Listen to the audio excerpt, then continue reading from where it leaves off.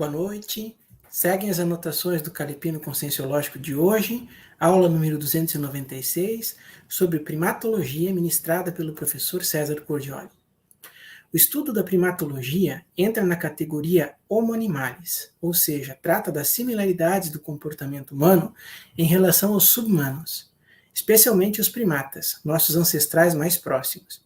Segundo estudos científicos recentes, o macaco bonobo tem 98% de similaridade genética com a espécie humana.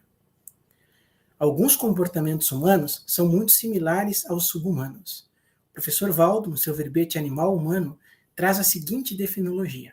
O animal humano é a consim, homem ou mulher, rendida, regressiva e perigosamente aos primórdios da própria evolução consciencial, permitindo reações violentas no cérebro proto-reptiliano, incrustado na genética e anulando a paragenética, temporariamente dominadoras do atual autodiscernimento ou maturidade evolutiva, podendo ultrapassar todos os requintes instintivos dos animais subhumanos em função do planejamento minucioso da intencionalidade criminosa.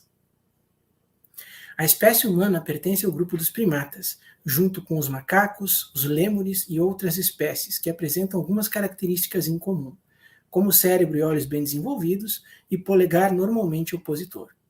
Do ponto de vista da evolução biológica, da ontogenia à filogenia, o feto humano apresenta um apêndice caudal nas primeiras semanas de vida, e temos ainda 4 dentes caninos, além de uma série de similitudes que nos aproximam dos demais primatas. Na caminhada evolutiva, passamos por diversas famílias. A primata subhumana, conectada aos nossos primórdios evolutivos, as famílias biológico-genéticas e a família consciencial. Normalmente as pessoas tendem a estabelecer vínculos duradouros, interprisionais na maioria das vezes, com as famílias biológicas. O professor Valdo sempre comentava que o grande salto evolutivo da consciência é encontrar a sua família consciencial, sem a qual não se conecta com a maxi-proexis grupal.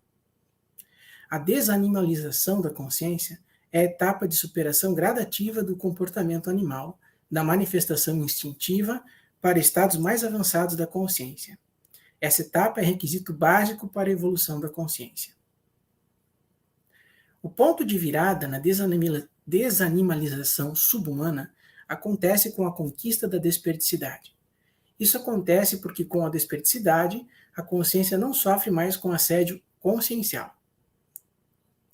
No livro Síndrome do Ostracismo, o professor Maximiliano Heimann é feito uma correlação entre a política e a primatologia.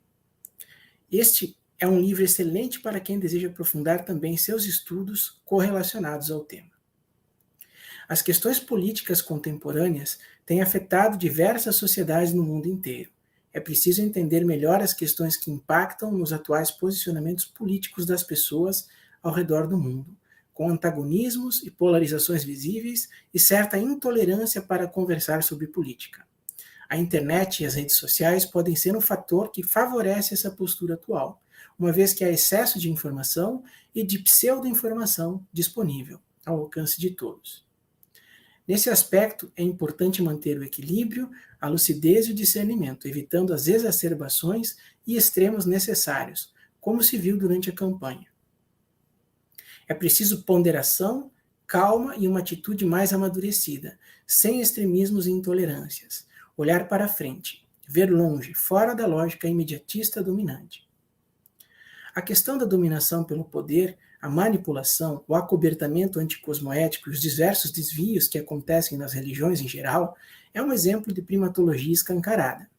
Os fiéis ou escravos de Deus são capazes de cometer as mais diversas atrocidades em que pese tenha muita gente boa, também fazendo a assistência necessária nas igrejas.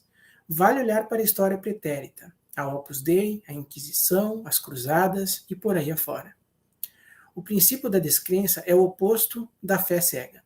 É o oposto antidogmático científico necessário para a evolução da consciência.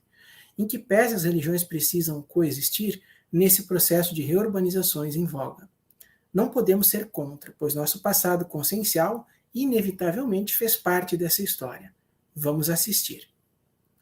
Para quem quiser aprofundar os estudos relacionados ao dogma religioso, o professor César Cordioli recomenda fortemente a leitura do livro Onde a Religião Termina, de Marcelo da Luz.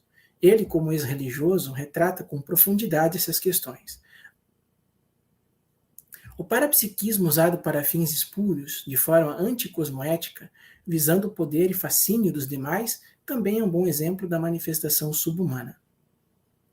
Os ambientes degradados, baratrosféricos, têm muita consciência que está lá por afinidade e escolha. Decidem por livre-arbítrio permanecer nesses ambientes para continuar com suas práticas assediadoras. Muitos resgates não acontecem porque as consciências não querem ser assistidas. O vidiotismo, os idiotismos humanos em geral, são exemplos de comportamentos subhumanos. A falta de discernimento leva pessoas aos vícios e hobbies mais atravancadores da evolução. Jogos, videogames, redes sociais, madrugadas de televisão são exemplos desses idiotismos atravancadores. A vingança ou vendetta é uma das maiores fontes de interpisão grupocármica e mais um exemplo de comportamento primata, subhumano, atravancador da evolução. É preciso estar preparado para comportamentos regressivos humanos. Às vezes, quem você menos imagina surta, quebra com a realidade e assume uma nova faceta ainda desconhecida. Nesse sentido, é preciso estar cauteloso, saber como agir quando isso acontece, observar com quem se pode argumentar ou fazer atalhos. Caso contrário, o silêncio é a melhor medida a ser tomada. Se você não aplica a racionalidade, se torna bicho. Fazer a interassistência é condição básica para a evolução da consciência. Obrigado a todos e grato por mais essa oportunidade de participação.